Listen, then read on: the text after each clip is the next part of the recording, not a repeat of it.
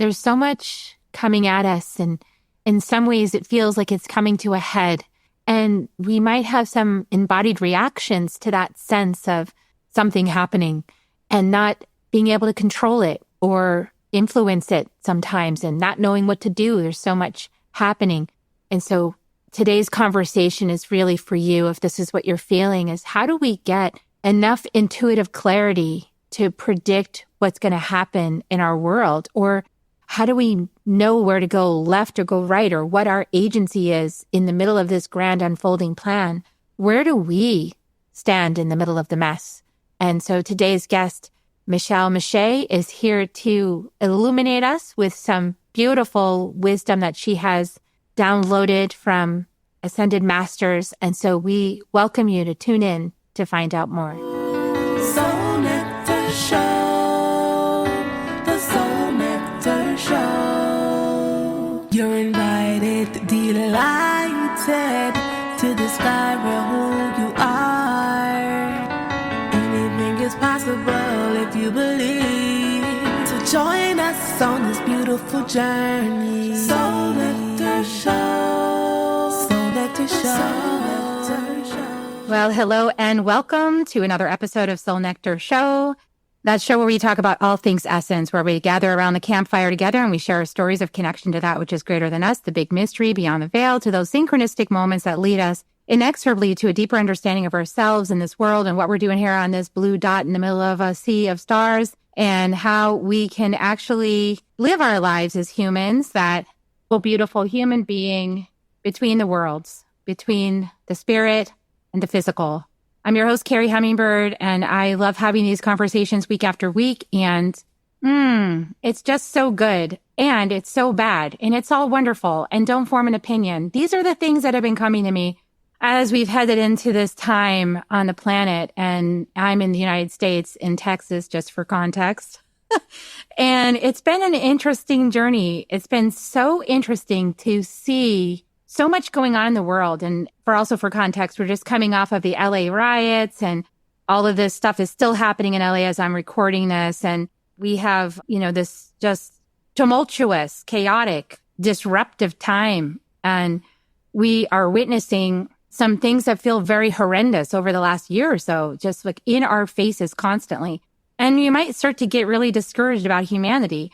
Or alternatively, you might feel really encouraged by it because so many people are stepping up and stepping out and going out and protesting and being part of this and talking about it and bringing their light to it and bringing their prayers. And so however you might feel about it, it's kind of like 6 of one, half a dozen of the other. And it might change the next minute. And you might just go, well, I don't have any control over any of this. And I want to be an influence. I want to help. How can I help when everything's thrown up in the air like a bunch of jacks? And you're trying to catch them before the ball comes and bounces. And how are you going to do that when it's not your ball and it's not your jacks? So what do? What's our role? What's your role? What's my role? What's our role? We don't all have the same role. We don't all have the same influence. And so what can we create?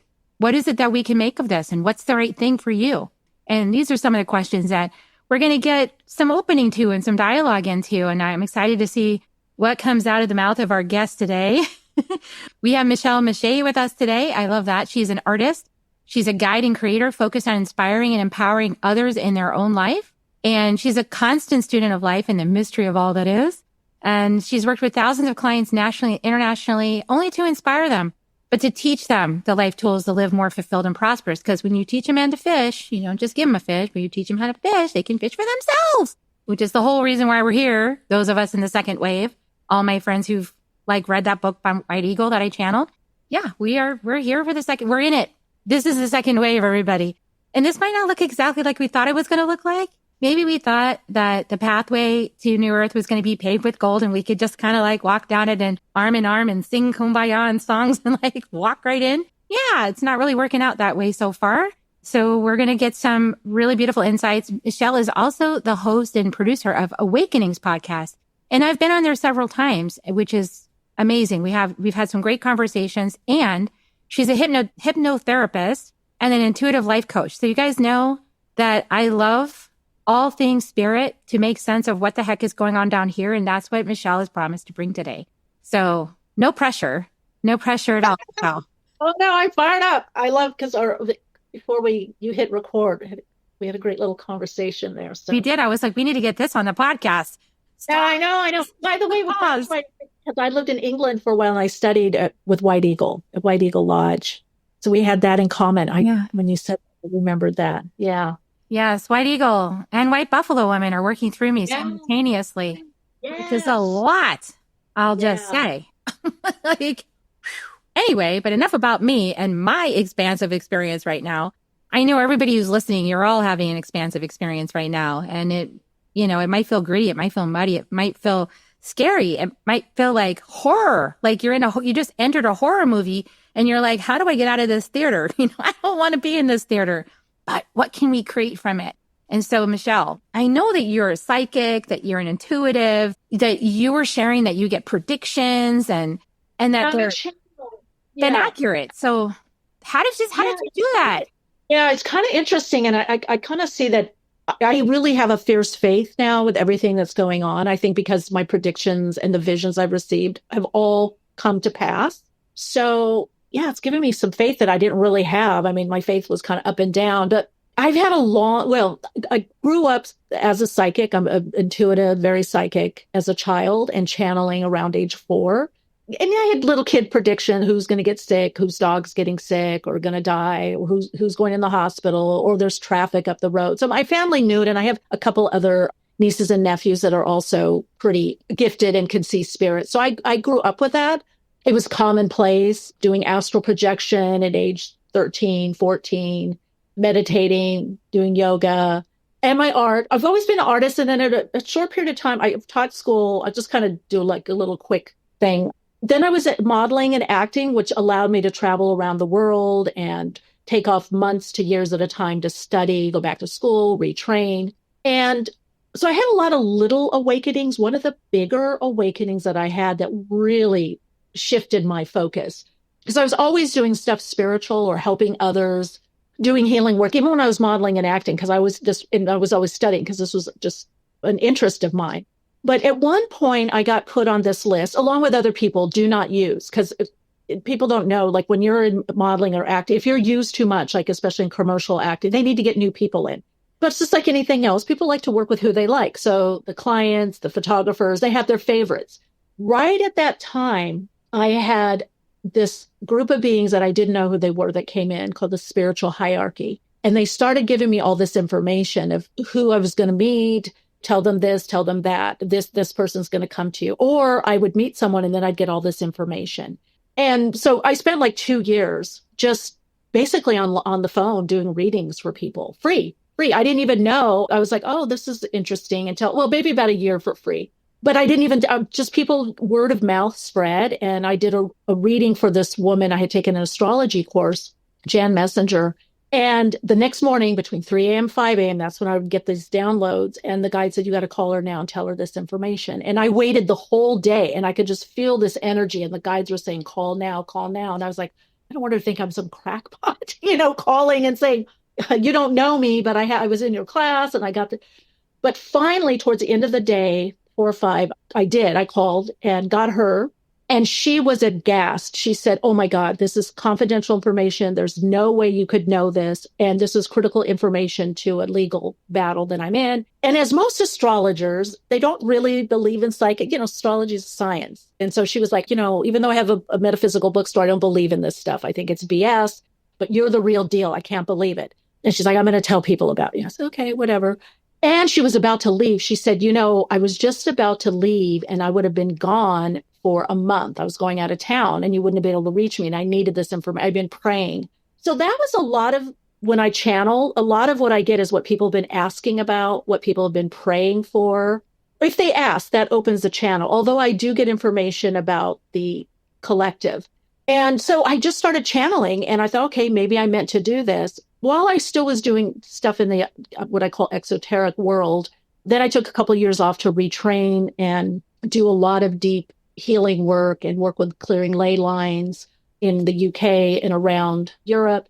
Came back shamanically trained. So I've done a lot of astrology, numerology, because it's just been a passion. And so I bring all that, the hypnotherapy, transpersonal psychology. I bring it all, what I've studied individually or I trained in, just because I love it, and it worked for me. So I figured, if it worked for me, I developed the 5-step emotional clearing process and this whole process of taking back projection, which, by the way, is really important because that's what blocks people's intuition. So I really like helping people with their intuition.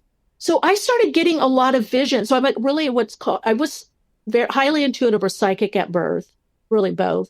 But the channeling didn't come later. And channeling is a much different thing. In fact, I didn't really know what it was until I went to UK and there were other people that did this type of channeling. So I channel consciously, but also I go into trance and I can get transfixed. And especially when I'm doing sometimes psychic mediumship work, I get in that frequency of spirit or that person, and I'm literally transfixed into that situation. So a lot of what I have received from the Berlin Wall coming down, and that came from clients saying, should we take our money out of Germany? We're going back to visit. And I said, oh yeah, the wall's coming down. And what I love about my gift is I'm not in these worlds, but then I have the clients that are in these worlds of things that I channel, and they tend to confirm it. So I usually get my confirmation and I pray for them. I ask, please confirm I'm on the right track or on the right path. So in the 90s, I had predicted everyone would be trading because I worked with a lot of stockbrokers and traders doing readings and hypnotherapy, helping them, if they had lost a lot of money, how to kind of get their edge back. So I was doing a lot of private work with those types of individuals, as well as everyone. It's always a collective, but I do seem to kind of go into certain groups to help those light workers that are in those fields. And I remember seeing that people would not be trading on the floor like they were, and that the expensive seats, the trading seats, would be no more. And I was trying to tell people, and I actually got heckled a lot. People, oh, you don't know what you're talking about. That'll never happen. And I said, no, real people are going to be trading in the house on their computer, on devices. They're not people aren't going to go to brokers as much. The whole world is changing. It's leveling out, which is also Aquarian age, if you look at it. And that's what ended up happening. 2 years later, we had Ameritrade, E-Trade. Every day people were trading. And the people that unfortunately didn't listen, lost a lot of money because they held on to those stupid big seats that were, I don't know, thousands of dollars or whatever a year to buy. That's kind of what I also want people to know, is that the whole world is changing. We want that, but we forget that there has to be disruption. And also people get afraid of chaos, but out of chaos is creation. Creation is very chaotic. It takes a lot of variables and puts them together. It's like being in an artist's studio. You've got your paint, you've got all this stuff in your painting, and then this beautiful thing comes. So out of chaos comes creation and new order. So we are in the disruptive phase of what's going on. I got a lot of information on global events starting around 2007. And that's why my guide said, you need to have this podcast, Awakenings with Michele Meiche. And I said, awakenings? You mean awakening? They said, no, awakenings. Because they said there's many awakenings in many sectors, different areas of life. And I said, okay, so I started that, and that basically took off. And I could start seeing the signs of awakening, of maybe mild discontent, divine discontent from people being polarized, which I look at the polarization as the lower level of the soul. I work on the soul level and have forever in emotional clearing so that people can connect more to their soul and ascend. I'm also starseed. So I have a different view on stuff that gets on. I don't get too caught up in the outer stuff because I know things change in consciousness.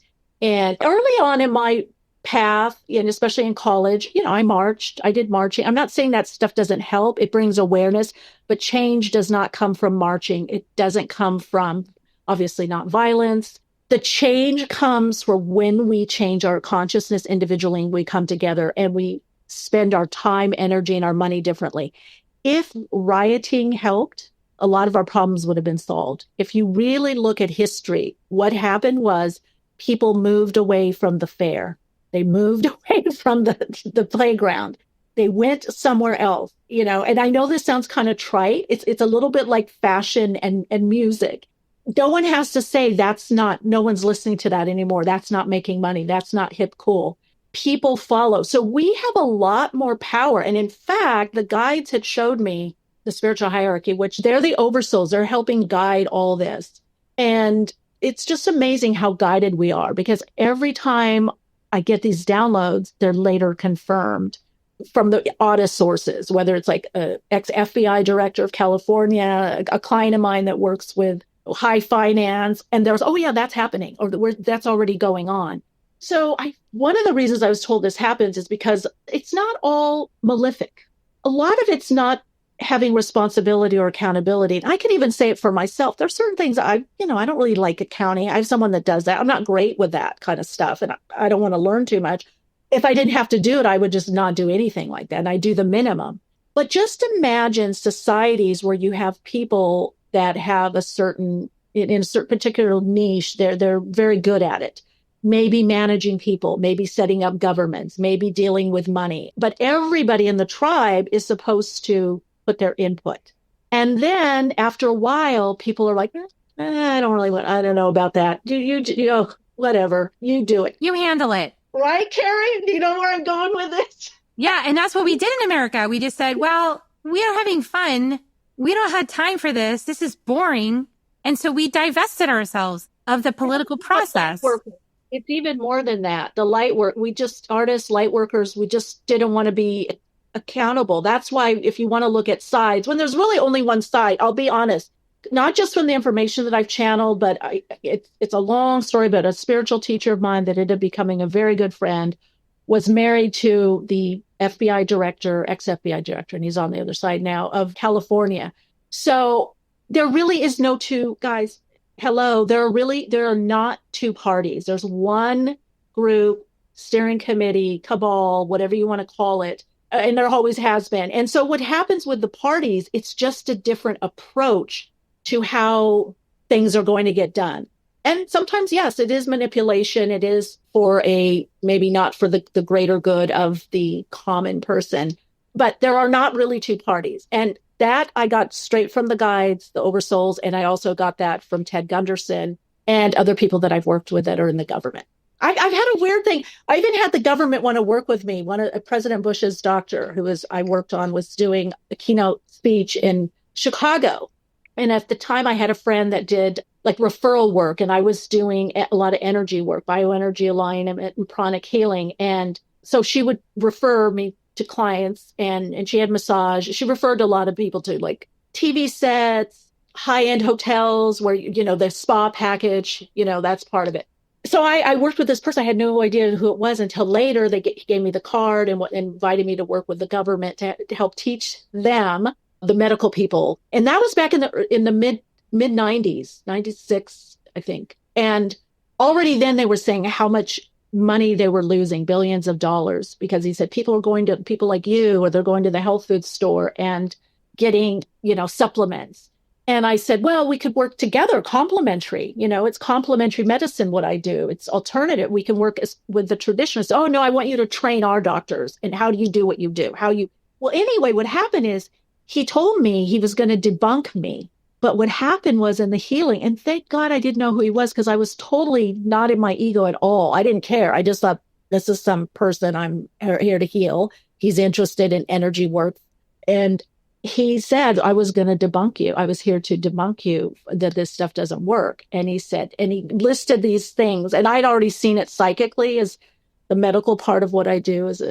Again, I just open, so it could be medically, whatever information I need, but whatever I got on him, but his symptoms went away.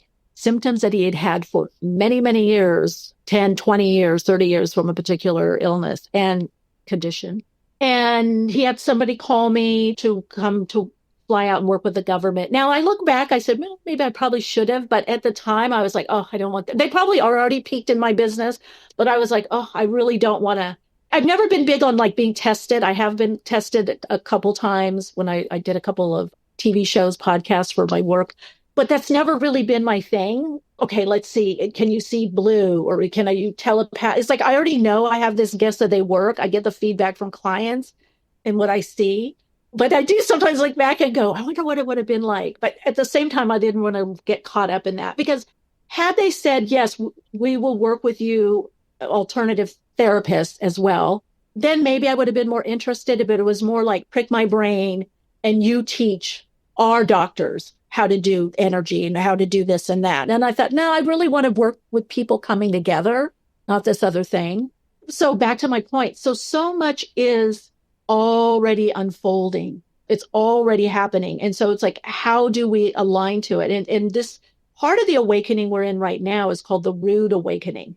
So we're getting rudely awakened to our illusions of believing in being saved, whether it's by a particular person, a guru, a teacher, a president, a prime minister, a party, a cult, a doctrine. It's really and that's part of it in astrology, we call it the glamour realm, or in esoteric astrology. It's the last vestiges of the Piscean realm. And so this is why you're going to see, or you're already, the fall of the influencer, the star, the movie star, the celebrity, the reality star, the basketball star, all these that we gave our power away. And what you will see, and I did put my predictions in 2017 when I had 4 days of visions that there was going to be a pandemic. I asked where. They said that it would be by our government and it would be released in a lab. I can't make this up, about the travel passport, everything that happened, even the riots of the National Guard coming in, the war, the tanks. I mean, a lot of it's come through already, but now there's still other things that are starting to come now. And the burning in the city, everything that happened. I asked my guides, because a lot of people, when I was doing workshops, and I talked about it on the podcast, because in the audio podcast, this is how great my guides are. I wasn't censored. It's only because there wasn't transcripts. So I talked about this. If you go through all my audio casts, I talked about Trump getting in and why, and the disruption, why he's getting in. And no, he's not a light worker, but he is being used by the light. He's He's definitely not a light worker. The guy is like something else. Let's just say he's a shadow projection field. He's like an embodiment of like our patriarchal consciousness that we don't like, from all these thousands of years of this patriarchal stuff. He's just like embodying it all so we can go, ick, like those of us, we want something new. I don't see that. And I in my women I studied before we had patriarchy. And trust me, the matriarchy was just as messed up, especially because women bled and had children coming out of their body. And so the men at one point were more the slaves and did the grunt work. The women did the language and stayed, in the villages and the tribe. So this power overpower, this is the dynamic that has to change. It's not the external. Maybe now I wouldn't mind talking to him, but would I want to necessarily, like, if date him or something? No, but he is serving a purpose, a higher vibration, but not necessarily about the shadow and all that. I feel all that story, that's all story. It's so much bigger than that, because it has to do with disruption. Who's going to come in and disrupt? By the way, the guides had told me in 2017 in these visions that we were going to have a shrinking of the government, that government offices would be getting smaller, that the federal government would be eventually by 2050, we won't have the government that we know of. They told me certain states that were succeeding. They said we're going to have more of a boardroom type government, and things would go more locally to state. We would also not have a federal reserve, and we will not have the federal tax as we know it. So when all the government started closing or trying to, I'm like, okay, was in the plan. It's not my world. I just got the vision. So it's kind of like we're on the way to this. And to your point, Carrie, what you said at the beginning of the podcast, which I love what you were saying, because I get this all the time, especially when I'm doing these small groups. Oh, by the way, I was starting to say, I can't put it on YouTube because my videos got taken down and I got strikes for misinformation. However, the information I channeled has been now playing out to be true, that our government funded this, that you didn't necessarily have to take the vaccine. Now, people ask me, should I take the vaccine? I did not, because I just don't take vaccines. But I told people in my you have to do what's right for you medically. You talk to your doctor, you know your body. Some people take white willow bark. Some people take aspirin. It's up to you. I'm not getting involved. I don't get involved in that I just give the message. But I had so many people saying, what can we do? Or like it's this fait accompli. And it's knowing your soul call. Like me, you can tell I'm fired up. That's why I do what I do. I'm fired up about this. And in fact, I was going to get rid of awakenings because I was getting so busy. I was like, okay, do I really need to do this? And the guide said, no, you have to get the information out and, be there. And I do love it. I loved chatting like this and having guests on. I do love it. It's like when I was on hiatus, it filled up. But then things started happening that I got fired up again. And I'm like, okay, I got to talk about this. I got to share. So one thing that I think is helpful, two things, intuition. When I started channeling a lot and doing these predictions, whether it was for government officials, celebrities, where I work with a lot of people in that field, so I pick up on things. When I started getting all this in a way, I mean, this is juicy stuff I was channeling. I'm like, I got to put this on YouTube. And every time I meditated, they said, no, teach people how to trust their intuition, how to tune in, trust their intuition, their own inner knowing. Every single time, Carrie, I would go, should I put this out there? No, teach people how to tune in, trust their intuition, trust their inner knowing. And now I see why. Because the people I've been working with, they are not getting sidetracked. And they are just like doing amazing things in various fields, whether medical, health, education, or with their children. They're like, they're not bypassing. And I tell people, you have to grieve. It can be scary. I even get scared. Some of the things that I see and then they're happening, I'm like, I hope I'm going to be okay. I'm like, what's going to really happen? Right now I'm in the LA area or near the beach. I've been between here and Europe. I've been staying in Europe and then near Malibu. But I have to have faith. I have to trust because I just have to now. It's not even a cognitive thing. It's just I've seen so many things that I've channeled come to pass that it lets me know something more is coming. And the more I can get out of the identity, the lower level of Paula to he and she, and what is my soul call? I work in consciousness. Now, someone else, you'll feel the calling, but the thing is your soul call isn't necessarily like not polarized. That's what we're being kind of trained to get out of the extremes of the polarity plane. That's why in a lot of my predictions, especially with the president, I had some people that were like angry and some people that were like crying. I knew she was supposed to get in. And I said, no. And they said, why did you know? Why were you able to see this clearly? And I said, because I'm not for one or the other. I try as much humanly possible to get out of my fear or extremes of the polarity of what I want or don't want, because I don't really know the meaning of everything. Even though I'm channeling it, I see it later, or if I see it from the metaphysical point of view. The other thing that I do, and I really suggest to people to do, I watch everything. I watch people that I don't agree with. Now, it's funny, more of those people I watch on podcasts and TV shows now, I'm more agreeing because I'm more in the middle realm now. But I watch everything because I say, I need to see my confirmations. God, show me the confirmations. Show me what's going on. So I do a lot of deep dives. My friends joke around, especially when I'm traveling. They're like, oh my God, Michele, you were up so early. Yeah, I go, I've been up since 2, 3, 4 a.m. I got up doing this research and that research. And I look and see not what's going around the world that's not getting out into the mainstream media to know. I will share with people. If Kamala would have gotten in, we have a chance now. Now, I'm not saying Trump is beautiful in this. No, he's a vehicle for source. But the agenda that was happening, we would have been much more like what's going on in the UK. And I just got back from there. There's a lot of censorship there. That's what I'm trying to tell people, kind of make hay while the sunlight is out. There's so much opportunity right now where everyone is needed with your soul gifts, what you can do, what you can share, your particular expertise. We're in a bridging and building phase. So you have to know, are you part of the disruption? Some people are part of the disruption, and you probably look at them and you could see as a child, they were disruptors.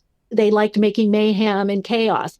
That was never me. So I can see why I do what I do. I like bringing different people together. Let's bring the hip hop and the rock and roll person and the EDM person. Let's have a dinner party. Let's bring everyone together. So I feel if people can, without outer influence, because even myself can be influenced. What do I really love doing? What do I really love helping people do? What excites me? Or what am I fired up about? Because if it's just anger, that doesn't necessarily mean you're supposed to be rioting in the streets. But what do you do with that? It's like that group, Mothers Against Drunk Drivers. They're mad. They're fiercely mad. But they created this group. And they go do talks and they do, philanthropic work. So it's like, how do we channel what's happening? If you're feeling fear, is it a group that you get together, paid or unpaid? What helps you get out of fear? What helps you be more centered? Then how can you help your family member, your friend do it, and let's come together. Oh, you want to make a garden? And I know that stuff sounds, people, oh, let's make a garden. It really does work because remember, the universe works in consciousness and resonance, vibrational frequency. It's what we do individually that is making the change, not the bigger outer change, not even what I'm doing. A person, I always say like like a maintenance worker at a school, let's say, that is very high consciousness and is very empathic and compassionate and holding that space does more good than the best-selling author or authors, right? So I think we are making a difference individually because we're like these satellites, these beams of light in the universe through the subtle energy and the etheric field. Our frequency, our soul codes, if we're getting out of the extremes of polarity, which is the ascension, getting out of the extremes of the polarity, it's a very strong signal. We are signaling that those soul codes of empowerment, of I'll be here when someone will be here. You will be taken care of. The new emerging consciousness coming in. We're creating from this new level. That's happening at the same time as the destruction. There are people doing kumbaya. There are people loving and joining together. At the same time, there are other realities, as there always has been, though, right? There always has been people that are doing drugs or fentanyl on the street, people that are mentally ill or unstable on the street, people that are mentally ill in their house, people that are, whatever, people that are living in a high rise. What's happening is we're seeing more of this also because of the social media. Mm-hmm. All of this has been going on. So it's not necessarily that anything's changed. We're just more privy. And one of the other messages the guide said, and this would probably be about maybe 2035, but 2040 to 2045, with these, I later heard them called smart cities. They showed me these cities because a lot of what's happening with the writing is to really also, it's being instigated, is to pull people off and get them in fear so that when these whole neighborhoods and cities come in, that will be very gated and guarded, the smart city. So we'll have the technologists and the naturalists, and people will find their way, and some are going to be in between. It's to pull people off and to feel fearful, because when people are in fear or in anger and not positively on a high level channeling that anger, you're manipulatable. So I would say anything people can do, obviously podcasts like this, Connect and Carry, anything you can do to process the fear, the triggering of whatever you're going through, and have those people around that say, well, what do we hear? Like I have a good friend. She's like, well, Michele, we came back here for a reason. We're bridgers and builders. I'm like, yeah, you're right. Because I get overwhelmed by my visions. I get scared sometimes what I see coming in. I've always been told that we have this experience that we're waking up humanity, right? So we're waking up this human being to be more in its knowing of its divinity, right? And so we're here like working this clay to get it to open up and be more available for these higher frequencies.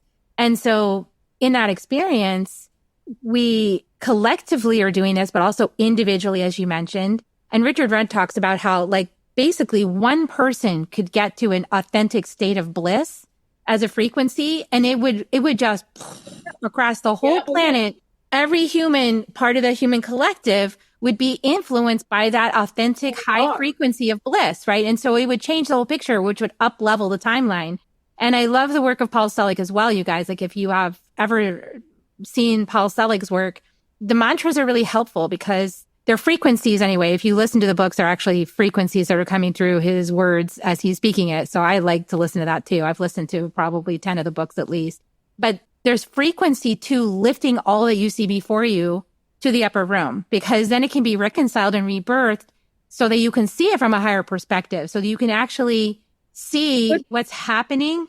And you have to do the work. You have to do the work to raise the frequency, because the medium range of the frequency, the beta, is fear. It's gossip and fear. So we've had David Hawkins before he crossed over a couple times on the... And that's power. It's power, right? Like we're moving into courage.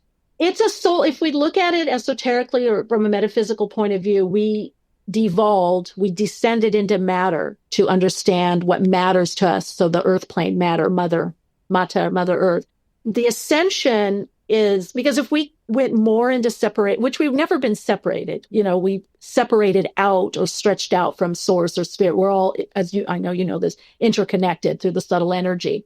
So now on the ascension, that's why there's so much about the unity and coming together. But we have to go through this. It's called harmony through conflict. Esoterically, we have to go through this phase where there's a lot of outer conflict, because it's also inner conflict. And that's that pull of the extremes of the polarity.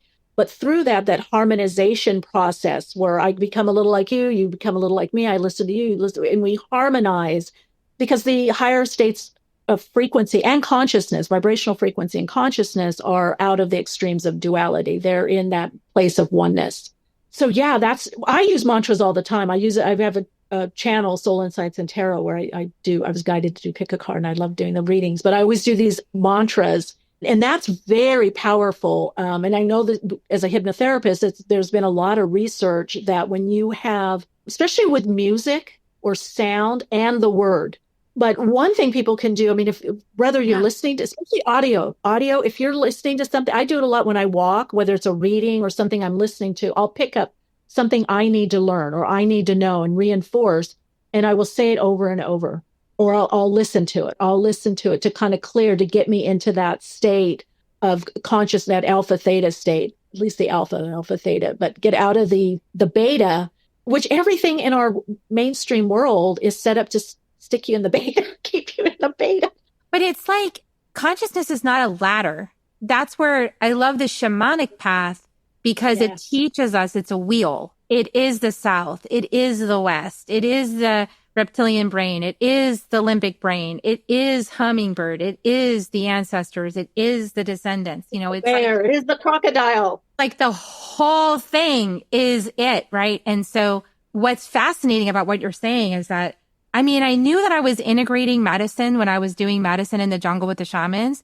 And I was having this like upset stomach kind of feeling whenever I was doing integration. And I asked the shaman, like, how come my stomach's? And he's like, you're integrating. It's like, you're integrating that medicine. You're bringing it in to yourself. And I was integrating owl, like owl had come through me the night before. And so I saw it on Medicine Journey, and I was looking through owl's eyes, and I'm like, this is cool. You can like swivel your whole head. And I was like, this is the best thing ever. And one of my groups is working through owl. Owl. Love owl. And so I was like integrating owl. And so then I realized, I can like embody all of these archetypes, and they all can come in and be part of who I am. And in some way that is also bringing togetherness, like bringing together these. It's easier to do with animals and plants than with people. I know, because we are in the alchemization, the integration, assimilation, and we're recalibrating and requalifying the energy.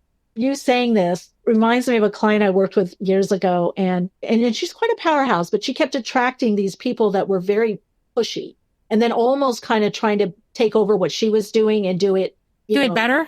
Well, they weren't really, because it wasn't their thing. Yeah, they were very competitive, and she started working with this one person, and it really got extreme, and she was really upset. And I said, I go, maybe you need to be a little more like her in your own way. But she didn't hear that. I go, that energy, you need to just bring in some of that. I don't want to be like her. I don't like her. I just said, I didn't say be like her or be her. I said that energy. I said, she's really good about putting her energy out there or going for that. They'd be on a meeting and this person would just take over. But it was my clients' contacts and meetings. She was bringing her in, and this person, and 2-3 weeks, she goes, oh my God, Michele. She goes, I take a breath and I go, yeah, don't fight the medicine. That energy is a gift to you, that extend your energy out, speak up. And now she really integrated, because she's like an emperor. She's doing really well, in her career and stuff. But at first she didn't like it. And I was saying, well, yeah, we always get these pokes, we kind of know. I know for myself, sometimes I'll know something I'm meant to be integrating, and I'm kind of like resisting it. And then that a person that has that quality will be more in my life, and I'll be like, oh, I need to do it. Now, sometimes I'll thank them. I'll go, oh yeah, you're my muse right now. And they're like, what do you mean? I'm like, I didn't think you like that much. Oh yeah, I was letting this slide, but now you're. Yeah. I mean, it's coordinated. Like you said, it's all organized. And I do think it's responsive, so it's, as we make choices, the matrix shifts. Like I was told years ago this by one of my first spiritual teachers, who was a yogi with hair down to his hips and played vinyasa with Led Zeppelin. Really cool guy. Anyway, he said, it's like a tapestry, and there are some, like the cords of the tapestry that go like vertically, those things are going to be the same. But what you can do is you can weave different colors, different fabrics across those, you're making a sideways weave, right? You're weaving it with your medicine, with your choices. And that is all flexible and malleable, right? So we have these like stanchions that are not going to change, but we can experience them at a higher vibration. We can experience them at a different perception that changes everything, everything. I love that, Carrie, what you're saying. It's so important. It's responsive. That means we do make the changes. And we know that in quantum physics, right? The observer theory, if you're there, you're influencing. Somehow that messaging has to get out more because so many people I know it seems so big, whatever's going on, but that it's responsive, that what we're doing is making a difference. And it's really like when we're the observer, we're observing. And of course, we're going to see what we expect unless we decide to go into the trance and bring in the spirit and the higher energies, right? In which case, they're going to shift what we're perceiving to be more of that wave state. And then we're like, oh, maybe I didn't see what I thought I saw, or maybe I only saw it partially like that. But actually, like you said, there's a medicine. And when you can start to see, like, yeah, we need to disrupt a lot of things. So somebody's got to be the disruptor. And they're like the grain of sand inside the oyster. And the rest of the oyster is like, get out of the oyster. It's annoying. But that is causing us all to have our own inner reactions and changes, right? And so there's like a whole group of people that are being a grain of sand right now. And it's just like really aggravating, kind of doing power over and kind of, getting in people's business and overreaching. And, those things are annoying. Yeah. And if you look at the beginning of time here, and again, as a therapist, yes, as a bereavement counselor, as a shaman, as all the work that I do, yes, we are victimized. We do have trauma, and we do. But as a placeholder, we have to get out of that victimhood, living from that place. But that's been the patterning, the victim abuser, power over, underpower. And they're just playing it out now. Like everybody's watching it like, okay. Yeah. The thing is, though, that's what I'm saying, if people bring it back, what can you actually do? Because true power is spiritual power, is psychic power. I've been around some extremely wealthy people and very, very powerful people, and they recognized little old me power, not even saying it. There's something different about you. What's going on? And I had one time somebody that I did a reading for, billionaire and traveling around the world. And I don't remember who we were, the Bahrain, king and queen of Bahrain or whatever. And I did a reading, I did some healing, and just gratis, I wanted to. And they gave me a very expensive gift and I didn't want to take it. It was some kind of jewelry. And they said, I don't have anything I can give you, really. Not even money is enough for what you're able to do.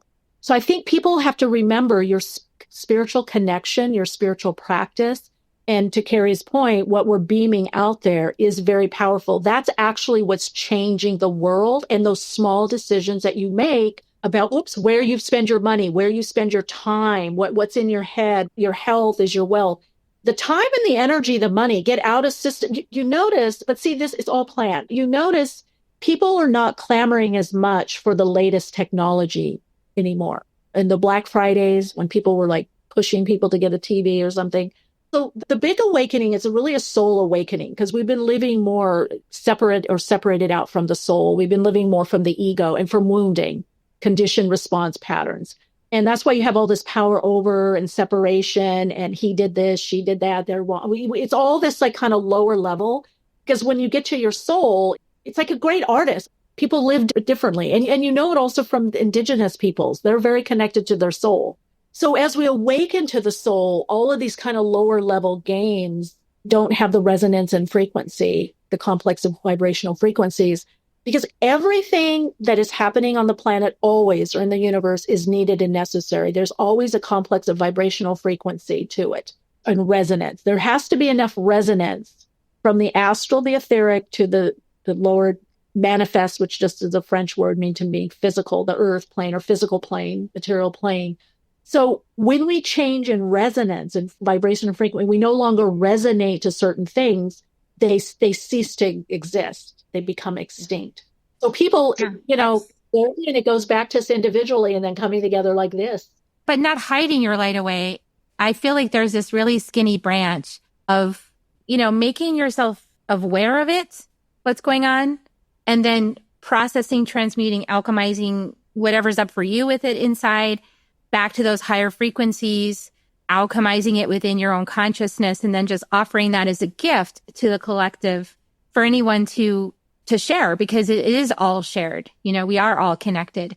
And so if we have that ability to be a bridge between the world, so to speak, to be a bridge between soul and body, and we have a nice big open pipe, then it's such a gift to be able to have a person like that or a group of people like that are willing to do kind of a daily embodiment with it. Like, okay, what's on the news today? All right, that's enough for me. Let me go process that. I think you love to, I watch news. Watch because that's where I get my confirmations. Yeah. I get my confirmations from a business podcast or, not, sometimes it's my clients, and in workshops, I'll hear something like from some of my clients I was working with, channeling, that are big business, by finance, venture capitalists, that kind of thing, angel investors, venture capitalists. I mean, when I was channeling for them in the 90s, I would hear a lot of French, Spanish, then it was Mandarin. And of course, their kids were going to those schools, and they were like, oh, yeah, we're doing business with China. We do. By the way, I hate to break it to you, in the United States, we are in bed with everyone. We give guns to one and money to another. This whole thing of we're afraid of Russia, or Russia's an enemy. When I've channeled for those people, and this started around 2014, I wasn't hearing so much Mandarin spoke. I was hearing Russian. And I remember with a couple of my clients, I'm like, because I thought I was wrong. I thought I'm hearing, it sounds like Russian. And I see the US doing business with Russia, and your company, you're buying. And I was, yeah, we're doing business with Russia. Our government is. And that a lot of businesses here are Russian owned, but they don't, and same with China owned. They just don't use Russian names because they know Americans won't want it. We're taught this narrative that Russia's bad and we don't do business with them. And what I was told, because I asked, I said, oh my God, well, why do we? Because I'm like, that's what I thought. They said, no, there's more oligarchs, there's more millionaires, there's more billionaires, not millionaires, billionaires in Russia due to the black market, but there is nowhere for them to invest or spend money. So they do it in Europe and in the United States. And of course, if you're doing business with a Russian oligarch, and that Russian oligarch wants to stay alive, they have to give some money to Putin. So I guess for me, I'm just saying, it's not just that I'm a channel and I see all this stuff and I make these predictions or I see these visions of what comes through. Somehow, all the way, always in my life, I would either meet the people, have the client, or then it's seen on TV. So that's why I say I step back now and I go, what's the higher consciousness? What's the higher principle here? If I'm being told by the government, we don't like Russia and Putin's bad, but yet we're in business with them, or we don't like Gaza, but we're giving them one guns and one money. And I have people in those that I work with that are in those realms. Then for me, it makes it easier to just go to the spiritual realm and go, what can I do in my little way, in my world? Because we're not being told the truth. We will be. All of this is going to be exposed, and people will be able, especially in the United States, when we go more into that different type of governance, because we'll be more aware, almost like a board, when you invest in stocks, they'll send you every now and then a piece of paper. Oh, we're making, document, we're making a decision on this. Do you want to vote? Proxy. We will have more representation from a community to a city to a state that then goes into the international governance. So right now people are worried. Oh, like a friend of mine said, oh, no one wants to travel to the US because of what's going on. I said, that's not true. I go, my area is so crowded with tourists. I go, I'm hearing all these I go, you're listening to this news that's giving you a false narrative. I have friends that live all around the United States, and people are coming and visiting. So once we are going as a nation, as individuals, that is that step, almost reminds me of, what is it, like Star Wars or those things where they had those board meetings, those movies. The sci-fi movies, they have these different people meeting. So we are going to have that, but the start to that is for people to understand their own power and empowerment by what they're doing individually. And, you said it, with the frequency and us coming together and chit-chatting, and it's not small. It's not, and I think about too, We had Lynn McTaggart, who did the intention experiment. She's been on the podcast a few times. Friend, I've actually, met her in person. We also had Larry Dossi. They did these experiments of working with non-local mind. We're going to the place where I have clients and myself, we're already telepathic. We're already connecting with each other and remote viewing. So as we're all doing that more, we're not even going to need as much of the medulla oblongata, the reptilian brain, because we're going to know by resonance and not judge it. We're just going to go, oh, wait, let me wait. Something's off here. Let me just see what's going on. So those powers are coming to us. So those abilities of being intuitive, using our sixth sense, then more psychic, some people channeling more telepathic, remote viewing. But what will block that is being stuck in a conditioned response pattern and to, for, or against something, being in the extremes of polarity. I know from even myself, when I've been in the extremes of polarity on something or blocked, the messaging doesn't come through as clear. Or I had years ago an example that just stayed with me. I had a really good client. I worked with her and her family. Her son and another friend, they were 16. They went to Joshua Tree, and I guess they smoked this gypsum weed, and they got lost. But the one boy, my client, her son got back, but the other boy, and they called me and said, could you help? Could you remote view and find him? And when I first tuned in, I didn't see him making it. And I mentioned that. And then they were kind of, and I said, okay, wait, the human me, because I'm going to explain something. This was so much bigger than I saw. And this is really how spirit, God, consciousness works. I said, no. And of course, I kicked in the Michele, I want to help, and maybe I can make a difference. So I actually worked with the search and rescue. They called me, and I was giving where this person was at and what was going on. And one search and rescue I worked with, and the police force, I was on the phone giving directions. It was going really great. And then they had a new group come in, and the guy was a little, I told him, I said, look, this guy is going, there's a water tower. I don't know the area. He's going towards a water tower. And I gave him a whole description of where the little boy was. And I'm going to cry almost because he's here. Oh, gosh. I stayed up 3 nights with this person. He stayed with me. He was in it's a horrible way to go. That such terror, being lost, and then the dehydration. I experienced the whole thing. So he went to the opposite direction, the search and rescue person. And I told him, I said, he's not there. And he goes, his ego, he goes, nobody goes the direction you're talking about. They always get lost where the big boulders are. And I go, he's not by the big boulders. I go, there's some water tower. I can see it, and there's writing on it. He's like, wait, that's way the other way. And I go, that's where I see him going. So that's where they found him. And he came to me. I knew he had passed because he came to me, and I stayed with him, and I talked to him while he was crossing over. And I went through all the terror, the chill, everything. I went through all the process. And then the next day I got the call, and I relayed the information, and they said, it was so strange. He was near the water tower. And I said, oh my God, that's where I said. And they go, I know. And you know why he went there?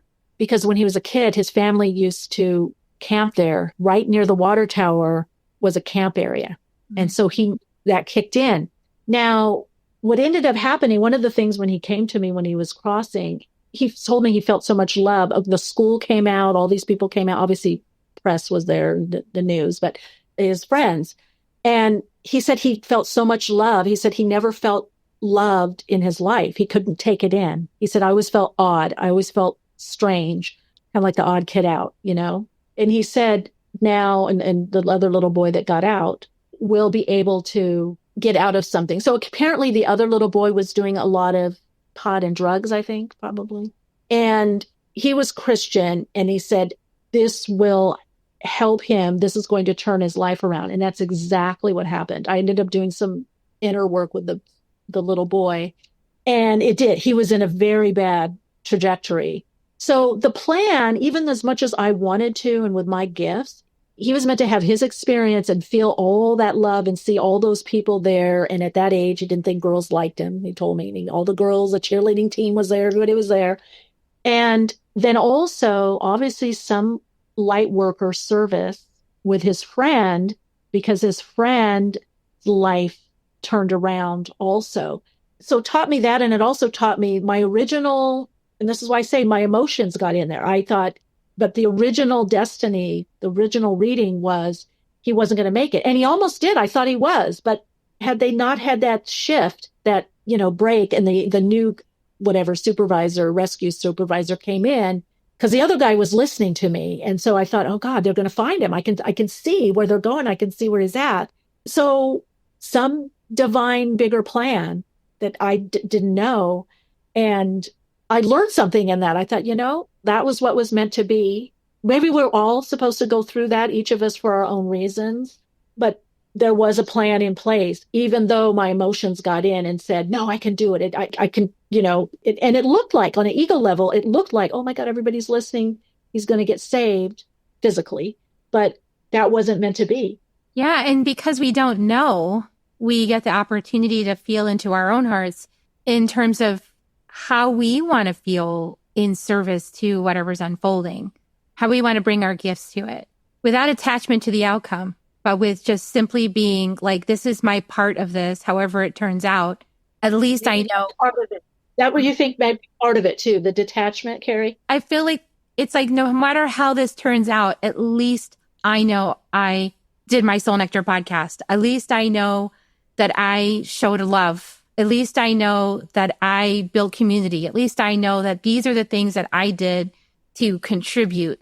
And whether or not it works out the way my personality would love it to work out or not, at least I know that I took these actions when inspired. And so you took those actions when inspired. You took those actions. You helped. And yeah, your heart was like right there.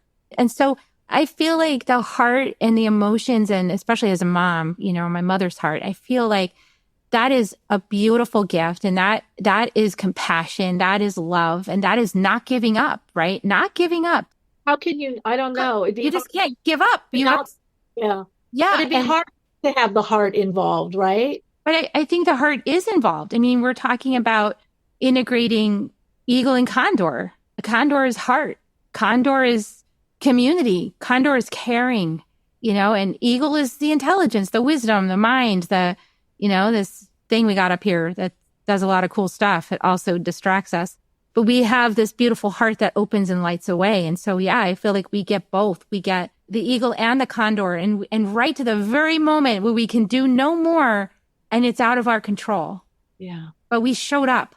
And I feel like we're being asked to show up. Maybe it's already written in the stars, but we're here alive. So we're not here to just passively sit by and just eat popcorn and go, well, there goes that again. But I think it can give, when you really know something's in a process, you can understand. I look like it as like a long hike where there's no shade and a lot of sun at high noon. It's going to be hot. Yes, but you have to go through it. And so I think knowing that it's not apocalyptic, I think that's a big fear. I keep telling people, no, we're not going to do Mad Max Thunderdome. Yeah, I didn't get that either. I haven't gotten that. I didn't know if I was just in resistance or... No, but a lot of people get that. And I'm like, no, we are coming to the other side. There's not a comet or, I've been shown. There's nothing like that. It's just that process. But I agree with you. You have to find where's your place, and definitely not to do a bypass. You have to process emotions. This is the only dimension that I know of that I've experienced. And I work with Ashtar. So I've had since 8 memories of other existences. This is the emotions, distortion. We have ups and downs, and I like this. I hate we get to play all this out. But at the same time, it's serious. That's why I hate when people say, oh, it's a simulation. I'm like, no, it's pretty real to me. It's very real. There's an aspect that is that, but no, it's a lot. Like you said, it's alive. It's responsive. This is all of us in consciousness. Real. It's real. Otherwise, why would you come here? This whole thing that's made with emotions, it's not to be skipped. Like, it's not in the way. It is the way. If we have emotions, if we have body sensations, if we have discomfort, all these are part of this dimension. And so they're here for us. And yeah, sometimes I don't like it. Me too. And that's a good point, because a big part of it is getting into our emotions. I remember some of even like Hinduism, Buddhism I was studying, even Christianity, all these older doctrines were about getting out of the body.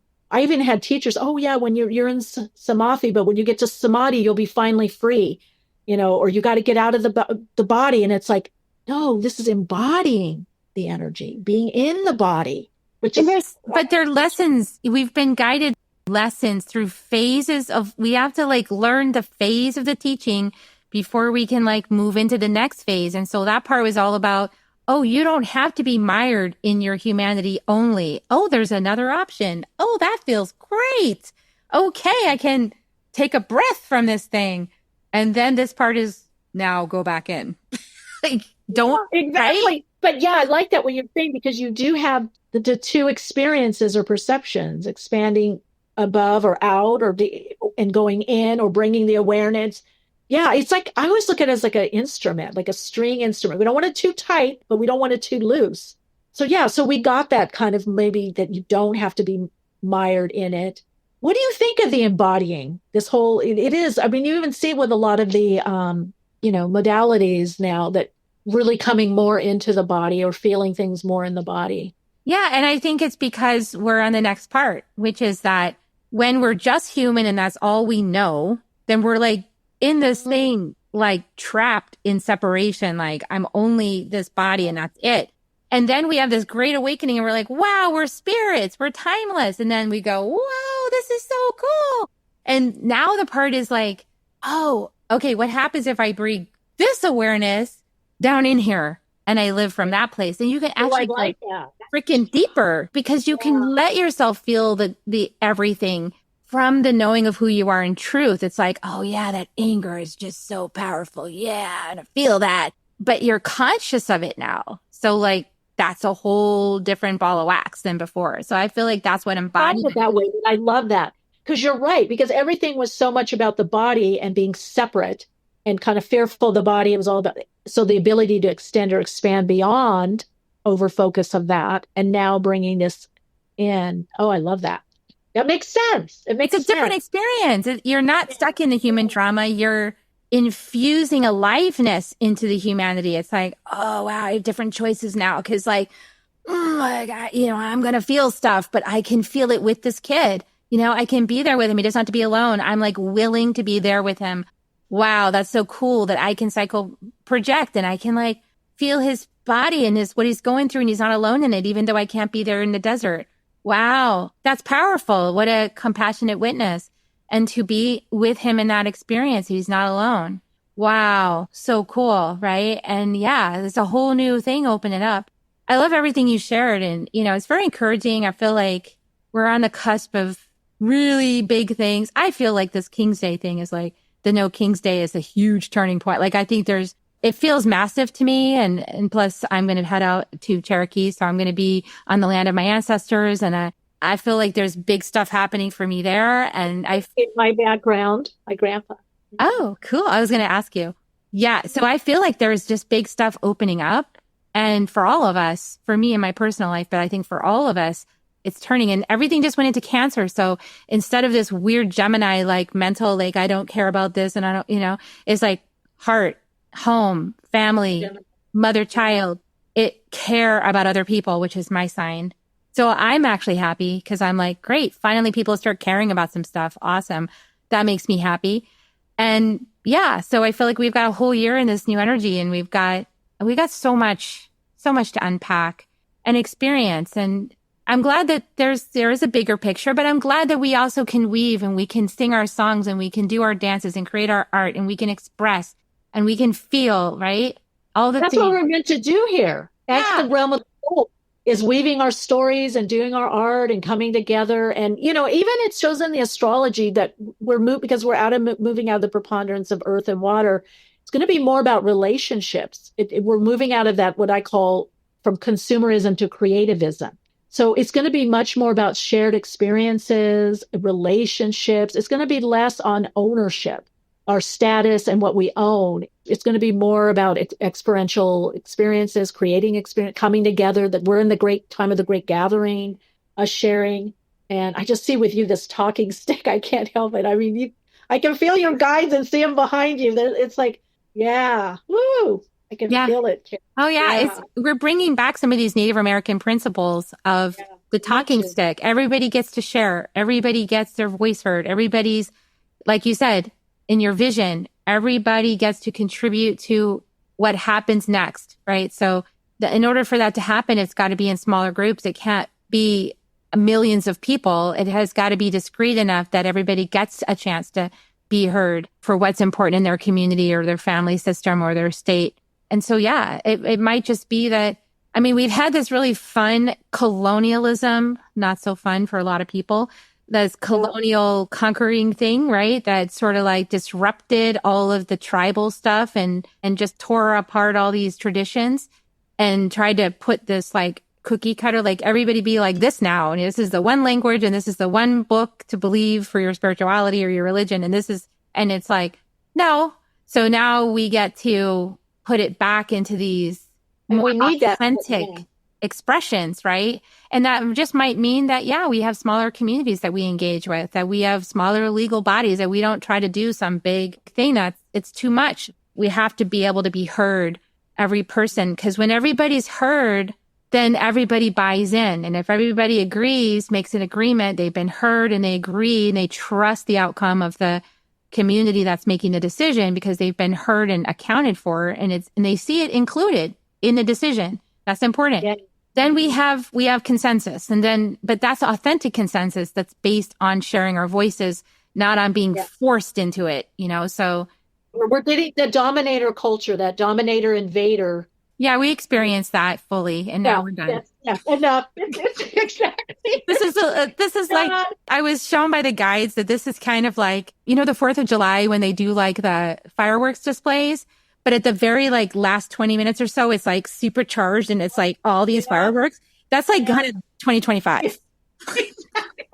In case you missed it, folks, here's what we've been going through for thousands of years. Here's the replay. Boom, boom, boom, boom. Yeah. Oh my God. Yeah, but there was medicine in it. And now we get to move into a different direction, which I personally was made for. So I feel better with, I feel more aligned with what's coming in next. I had to go through this part in order to embody and to clean up some past stuff. But I was really born in here for what's coming next, not for what was.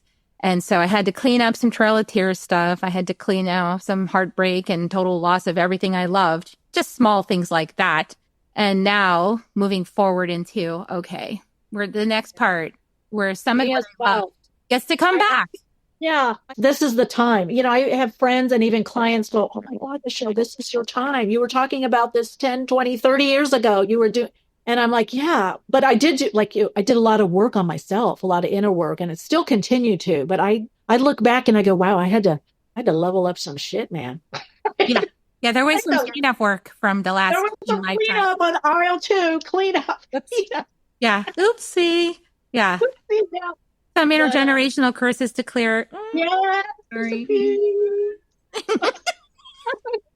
But now I'm here for it. So, and I know you are as we're ready. So awesome. So I know that people can listen to your podcast, right? And so if they want to check that out, that is on, I'm sure, all the major platforms. I'll put a link in the show notes below to my episode and my most recent one, so you guys can check it out if you're interested in our conversation over there.